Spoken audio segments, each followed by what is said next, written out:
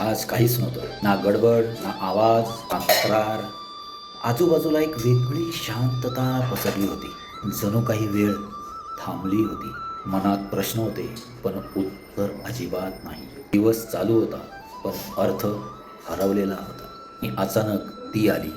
ना तिच्या येण्याची चाहूल होती, ना तिच्या अस्तित्वाची गरज होती. ती आली आणि सर्व काही बदलून गेलं. ती काहीच बोलली नाही. तिच्या उपस्थितीने मनातला गोंधळ शांत झाला होता. जिथे प्रश्न होते तिथे स्वीकार होता. जिथे भीती होती तिथे धैर्य उगवलं. त्या क्षणी कळलं, कधी कधी आयुष्यात बदल घडवायला मोठ्या घटना लागत नाही.